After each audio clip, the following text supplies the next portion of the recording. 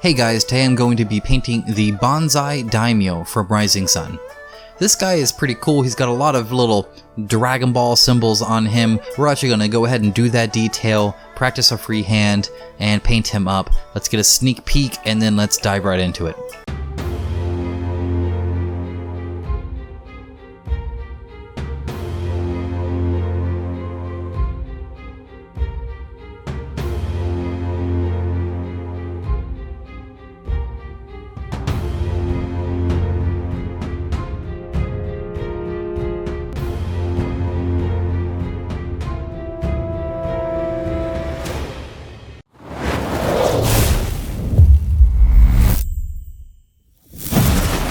Okay, so as always, I start out with the prep work involved, so this is just the cleaning that I have to do on the miniature before I can actually put some paint on him. You don't have to do this step, however, I feel if you're going to spend, in my case, several hours painting this, you might as well trim up the mold lines, the flash a little bit, make it look even better. This takes hardly any time at all. That being said, when they color the miniatures like this, in this case yellow, it's really hard, especially in these light colors, it's really hard to see the mold lines. By all means, prime it and then trim it off of the prime, and then you don't even have to reapply the prime. I've never had an issue doing that, and in fact, typically I do find extra mold lines after priming, though typically I prime in gray, but this time I'm priming in white. That's right, first time ever not priming in gray, instead I'm doing white, trying to save myself a step.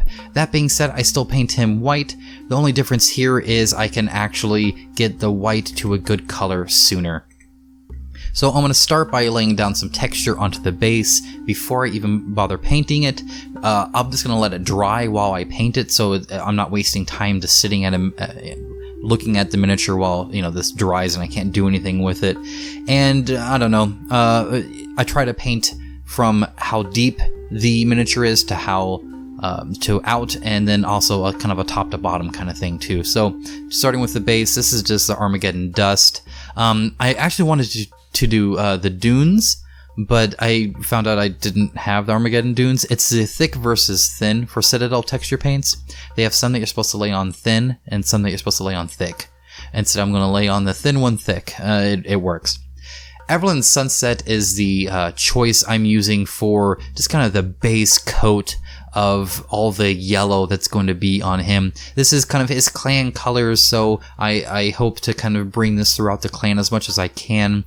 Averland Sunset is really nice because I think it highlights well with a yellow, because it kind of already has that, because it's darker already than a lot of the bright yellows that we get. It's kind of pre-shaded for you, so you didn't really have to put a wash on it. If I did put a wash on it, or if you wanted to put a wash on it to really darken that, I would suggest Agrax Earthshade, some kind of brown wash I think would work really well with this.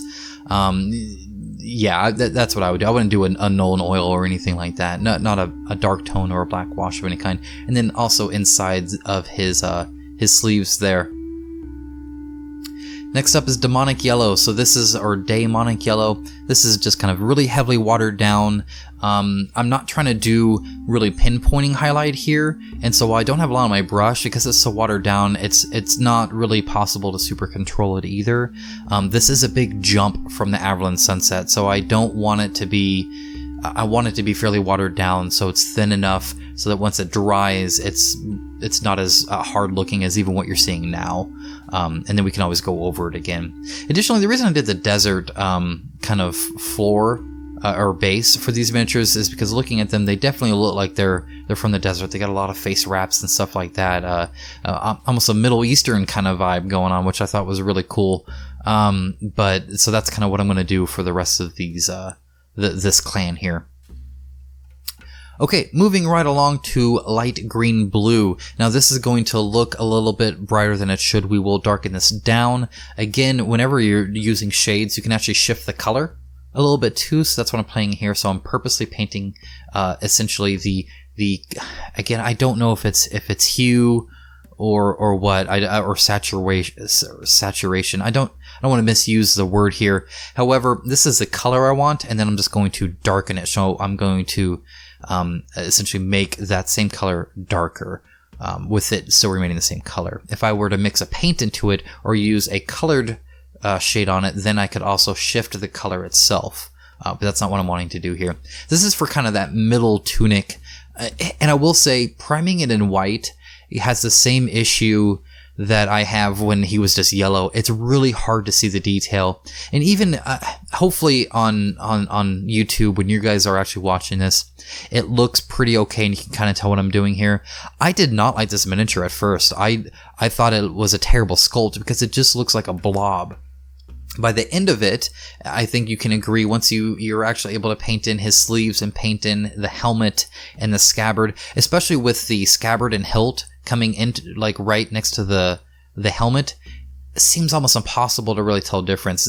This miniature is probably the most benefit I've seen in painting a miniature to date. I think without paint, it looks terrible. With paint, I think it looks great. And so was not a fan at first because I couldn't really see it. It's just too brightly colored. Imagine if it was a darker plastic, it'd look better. But again, with these bright colors, it's kind of hard. All right, so going instantly to the soft tone. So this is actually a light brown. So this will shift it a little bit. However, because it's so light, it's really just going to make it look like it's gonna almost be the same color, and instead it's giving me kind of these, I don't want to say dirty shadows, but a more realistic shadow than a stark dark, right? As if like the colors are kind of reflecting a little bit. And keeping the brown with the yellows, I think, is also really ideal. And so I kind of went with this. You could lighten or water down Nuln Oil or a dark tone wash or anything like that. However, I also always worry about watering down washes when using on big sections. I don't want to get any tide marks, and I'm afraid I might do that. Either way, just slap it on there. That's really easy and quick. And then you can go to just bringing back in the space coat. Again, the light green blue is such a bright color that this base tone alone is good enough for a highlight, especially from even just the light brown wash that we put on there. But again, with highlighting, you can always highlight it up more if you want. I tend not to over highlight. I think that's kind of exaggerated, and I'm trying to make this look a bit more, I hate to say realistic, but I also don't want to use the word, gritty. I guess I'm not trying to make it look like a cartoon character here. So it's a little bit more dirty, a little bit more natural.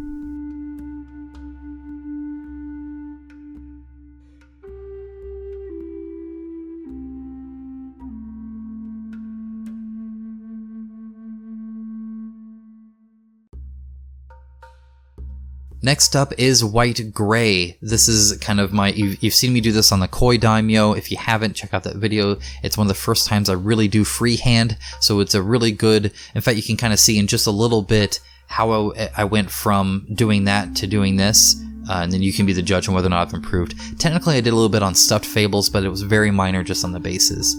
Anyway, you can't highlight white, so you don't just want to paint it white. If you paint them white, you can't do a highlight. Right? You can't get whiter than that. So instead, you get an off-white, like this white gray from Vallejo, which I think is perfect because it's just a more dull white. It's not like a more yellowish white. It's not mummy robes. It's not eggshell. It's just kind of a grayish white. So you can darken it up a little bit, and you can highlight it up with pure white, and it's such a small shift, but it's perfect. I really like that. Normally, you have to put quite a few coats of white gray on because it is such a muted color, and it runs a little more watery. Otherwise, it gets a little clumpy. However, priming on white, this actually ended up really well, and I was super happy with how quick this went. So definitely, if you have to paint white at all, it might be beneficial, or yellow. Yellow is hard to paint as well. Might be beneficial to prime in white. Invest in it. It'll save you a ton of time. Though it's not necessary. You can just put a whole bunch of thin layers. Nothing wrong with that either. This is kind of fine detail work. You are dealing with a light color, and you've already painted darker colors around it. So you just kind of want to have to make sure you take your time. Use a small brush like I'm doing here. I think this is my 00 from Winsor & Newton, the Series 7 brushes that they have. But really, you just want a good point and a smaller brush so the belly of the brush doesn't fill with paint. It doesn't glob everywhere the moment you touch the miniature.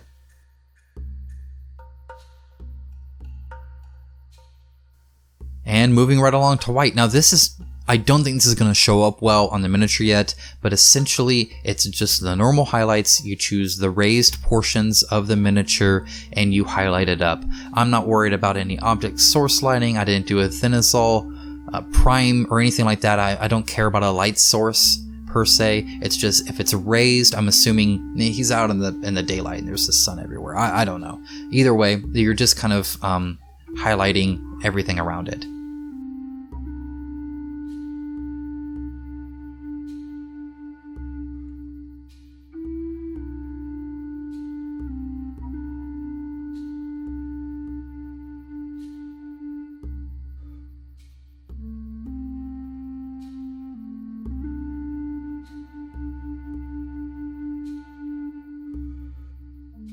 Next up, we're going to finish all the white and then move on from that. So we're going to get the flesh wash out again. Yes, that means if you were smarter than me, or if you learned from this video, you can do all the flesh wash all in one go and not have to get it out. But, you know, washes and shades are really easy to get out. Anyway, I am essentially doing a negative highlight now. So what I'm doing is I get the flesh wash and I paint in the recesses with this flesh wash here. Now, you can water it down at this point because you're only painting certain spots. You don't have to worry about like tide marks or anything like that, and then it wouldn't be quite as drastic. I didn't, and I think I might have wished I had watered it down, maybe almost a 1-to-1 ratio, so it just barely lets any in there. The problem is when you shade white, it makes it look dirty. And so I'm going to touch this up with some white gray. So what it is I'm going to paint it with the flesh wash, and then right afterwards come in with this white gray right here, and then just paint right over that again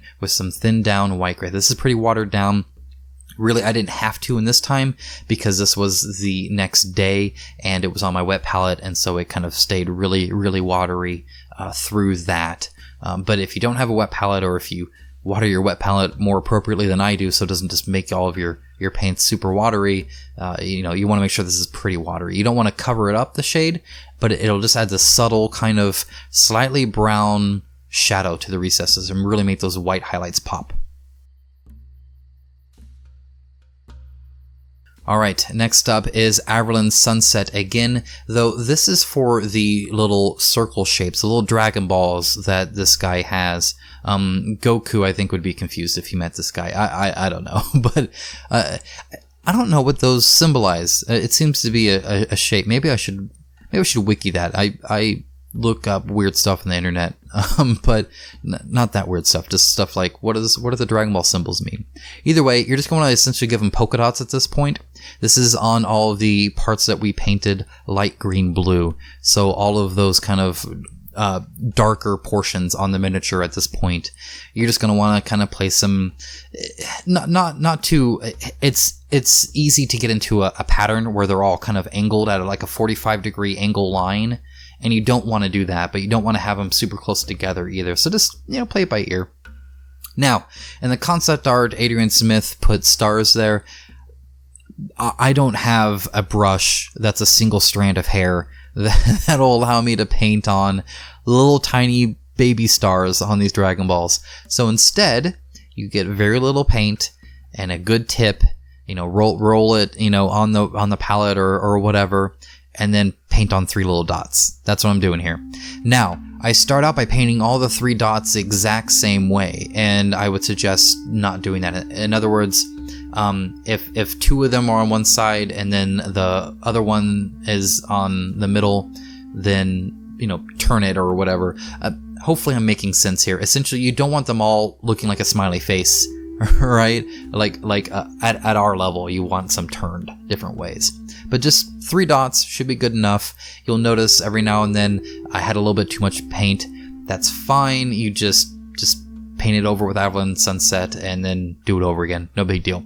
Now we're taking the same red. That's why I didn't put a little paint thing here. This is the exact same red. And now we're doing the same polka dots, but on the Averland Sunset portion. Again, you're going to want to kind of make them a good size, but not too large, and kind of put them haphazardly everywhere.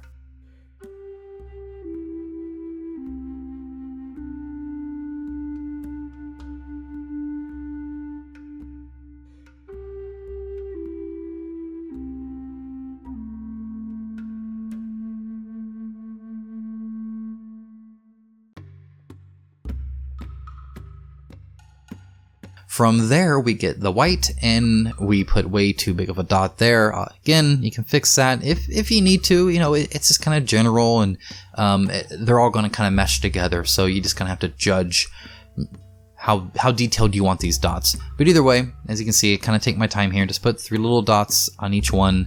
And again, make sure they're not all the same position per se.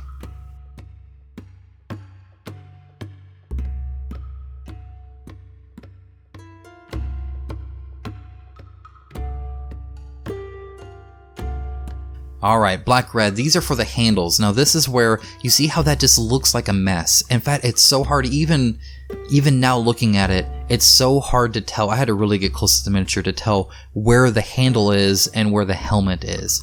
Now once we paint these and they're different colors and they're shaded different and whatnot, it really does help. But without that, it just looks kind of like a mess on those scabbards. It's that whole area there. You know, his hand isn't molded. Like in the concept art, you can see he's holding it, and here you can just assume it's underneath. As far as I could tell, there's no fingers there. There's certainly no arm coming out of his sleeve. All right, oak brown. This is going to be for the scabbards. Now, one thing you can do, and this is what I tried to do here, because he's primed white, if you thin down the paint enough, my hope, and I think it seemed to work for me, is that it'll naturally kind of not go towards the edges and give a natural highlight.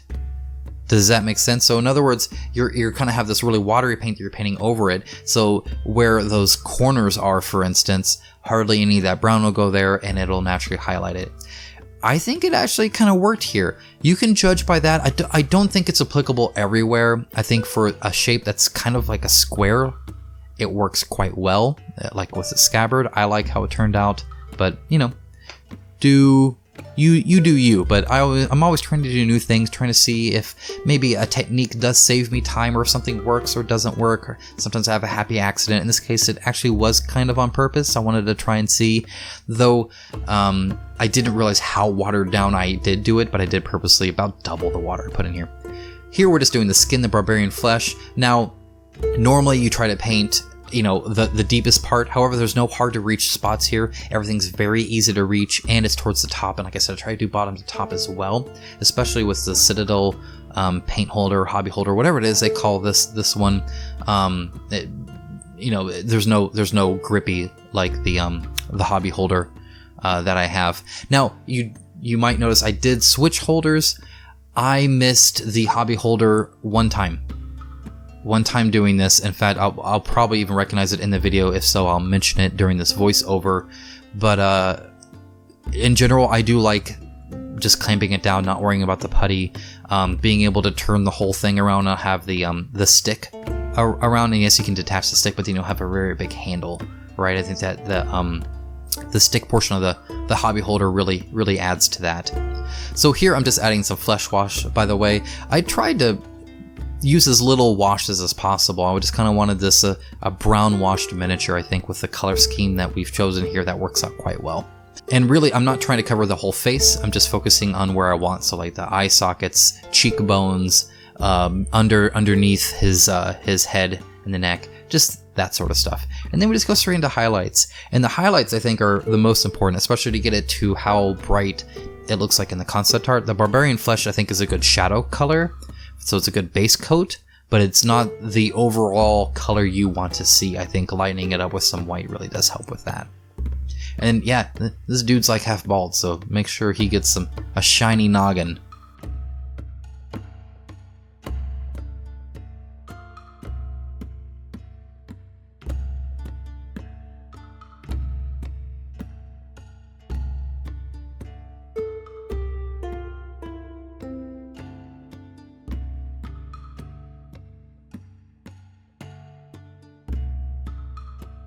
Alright, after this we're going to do a little bit of the belt ties with Crusted Sore. Now again, this kind of helps add some definition as well, because there's still a big blob of white both where the helmet is, and then his whole waist area is kind of messy, but adding this little knot tie I think really does help there.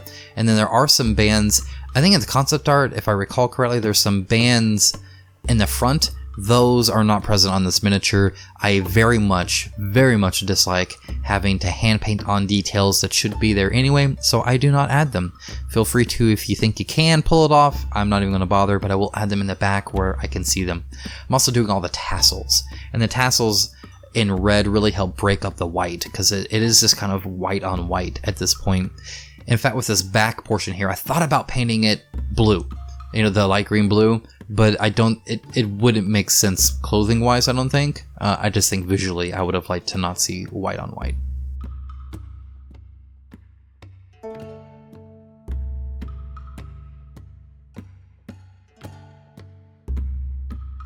And now we're going to highlight it up, just add a little bit of white, and just add kind of the highlights here. There's not a whole lot of detail on these tassels.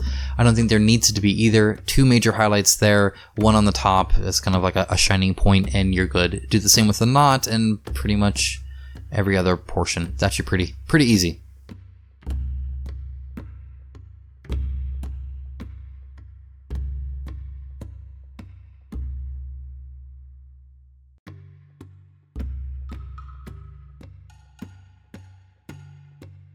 Alright, next up, inside of his eyes. In the concept art, there's barely any difference, but I didn't want to just put pupils on there, so I added a little bit of really light white gray, just to kind of lighten up those eye sockets a little bit, show that he does have eyes. And then you get the Abaddon Black, kind of like you're putting on the stars for those little Dragon Ball symbols, but instead you're adding little pupils. They don't necessarily have to always look forward. In fact, mine's looking a little to the side. As long as they're consistent, what you don't want is a lazy eye. I mean, maybe you do. I did that on an ogre once, and I think he turned out great. He's one of my favorites because he looks pretty special. Now, with that Abaddon Black, we're going to go ahead and add the facial hair. This will really sell these pictures a lot, especially the mustaches. In fact, this might be the first mustache I've ever painted. I'm a fan. I want to paint a whole bunch of mustaches, especially these big droopy ones. They're not quite handlebars, but they're pretty close. Anyway, this does 2 things, I think, for the miniature. First of all, again, it adds a lot of detail to these faces. Otherwise, they're lacking. If they were bald, they would look terrible, I think. Oh yeah, also eyebrows. Like that's a thing. That's hard to do, but I think I nailed it. But really, it's because I think they're actually there on the model, so really easy to do. Anyway, the Abaddon Black is such a dark contrast. Whereas, if you notice, this is a bright miniature. All these colors are bright. And so this sudden black really, I think, adds a lot of visual complexity to the overall miniature. So it's not something you necessarily point out. It doesn't draw your eye. It's not enough.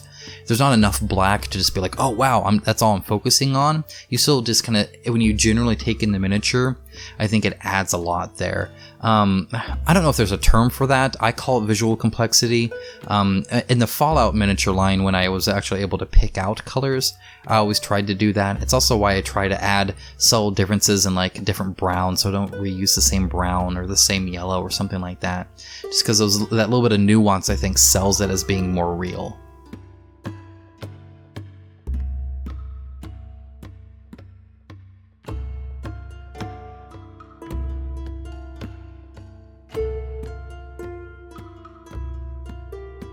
Next up is Necromancer Cloak. This is my typical go-to. Either Necromancer Cloak or Black Gray from Vallejo, I think, are great highlight colors for the hair.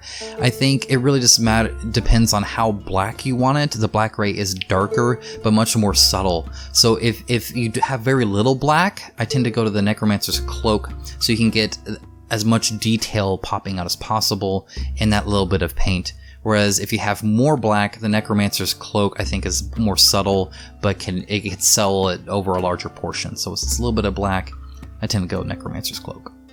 Unless you're wanting to go more gray, in which case, go Necromancer's Cloak as well.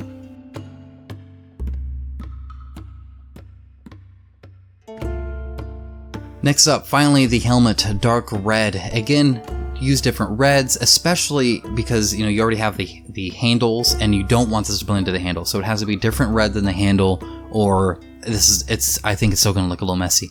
That being said, they did add a different color to the chin guard, Smart move on Adrian Smith or whoever made that decision, because it really helps differentiate the helmet some more.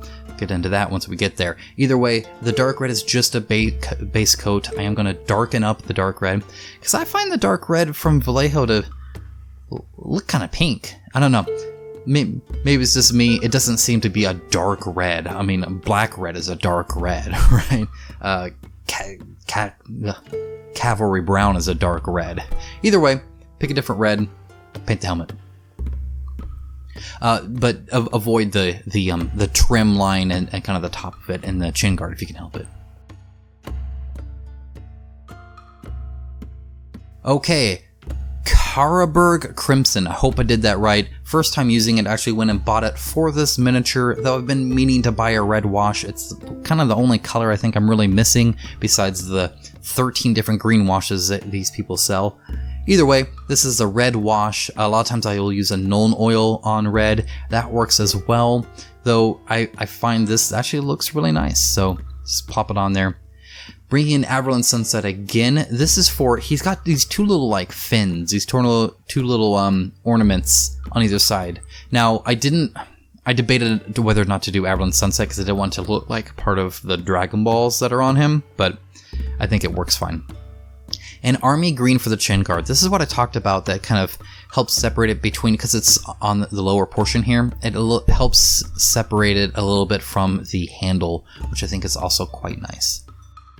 Next up, let's do the gold. Greedy gold is starting out. Whenever, again, you can highlight gold on the posed Valkyrie I painted for one of my patrons, which I just recently sent out, and he did receive it. He's quite happy with it, so that was kind of fun to kind of ship it out and see it. You know, I was actually kind of sad to send it, but I'm happy he's enjoying it now. Either way, you can add white to it, and it actually works fine. I did that on the fins on there. However, if you start darker, like with this greedy gold, and then highlight up to gold, it's kind of like what I mentioned with white. You can't highlight white.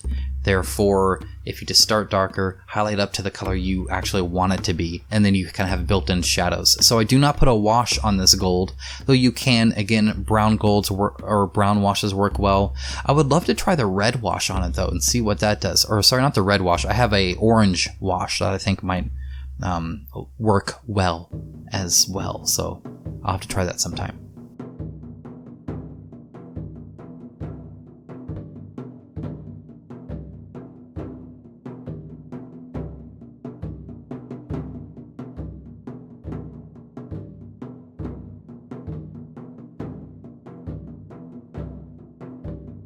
Alright, Abaddon Black again. Be smarter than me, do this while you have it. Either way, he actually needs his like little sandal thongs, his little what I don't know what they're called. The little things that he sticks his toes between, right? Makes some sandals.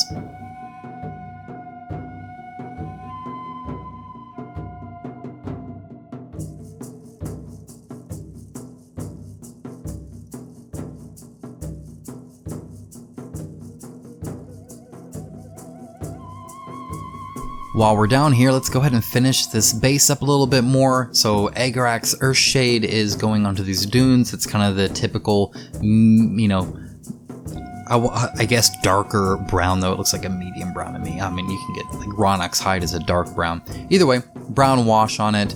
It's got to dry for a little bit. We're not quite done painting, so I'm just going to let this continue to dry while I continue to paint.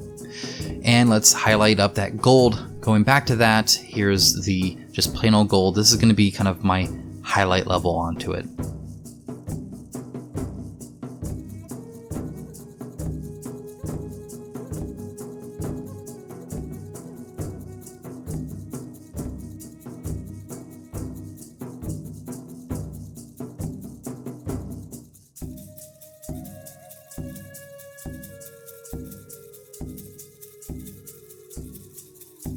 Shining Silver's out next. We're actually going to use this on all of the silver presents. So there's this little top portion thing where that hair on the decorative kind of tassel hair on the helmet is, and then we're also going to hit the blade with this as well. Shining Silver is a really good. It's a bright silver, but it can still. There are brighter silvers and there are darker silvers, so it's easy to darken and highlight. It's a good medium kind of go-to silver for me. I quite like it.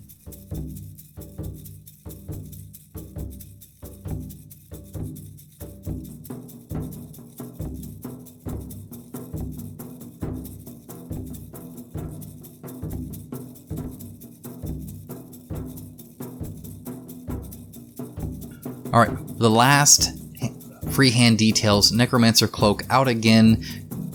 Probably should have again done this with the hair, but oh well, too late now. Either way, these are these big kind of circle ones, and I'm not going to put the same detail level on these. Part of it is just me not thinking I could sell it well, especially when it's hard to draw lines that look like they should match well. The general shape you can do, but when the fabric folds, right, it should not be a perfect circle at that point, right? Not like the band at all. It should not be a perfect circle. Instead, it should kind of morph and shift with the cloth. Now, part of this is me picking spots that are as flat as possible, but then to paint an inner white circle in that, I think would be kind of hard. So I kind of settle in the middle, because then you're supposed to have dots in there as well, and that's just getting fine detail. I don't know if all that would jive together. So right now, you just paint in kind of the shapes. Now this is what I mentioned, by the way, where you can highlight shining silver or gold or anything. You can actually mix in a normal color and still have that. In fact, you can mix a metallic into any normal color and just give it a little bit of a shine. I did that with the Fire Dragon for Rising Sun way back. It was like the second miniature I painted for this, and I quite like how that turned out. It's just a little bit of glittery, and I think I added it to buff there for kind of his, because they have a weird colored armor that's not really super shiny, but you can tell is metal, so you can do that. So here you notice on that big one, I did do the line and then the 2 dots, but then here just did a line, and I didn't even do the dot. Like I tried to, and it wasn't gonna hit. That one gets 1 dot, so it's kind of haphazard here on what I do. That one's a little bit thicker, so it didn't, I mean, it's, I don't know. This one, I think they're cramming a bit too much detail in it, kind of like the star. But the idea is to give a general impression of what the shape should be. It doesn't have to be perfect. It is freehand after all. Coming back in with gold, I did forget there are 2 little spots around his mouth that require more detail. Just don't miss that when you do this, and you should be good.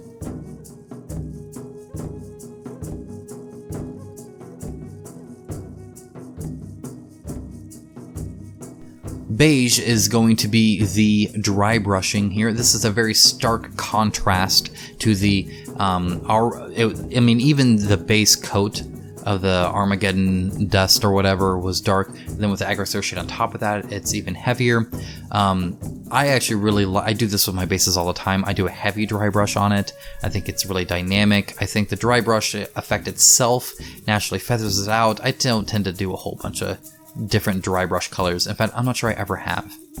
Now, the Bonsai clan is a yellow clan, therefore I am going to paint their rims, their clan colors, so you can tell, because when you paint the miniatures, they're not all going to be obviously part of the same clan. In fact, like the Turtle clan has a lot of red, not a lot of green, right? So that'll throw you off. So Flash Glitz Yellow is going to be the color all of their rims are going to have.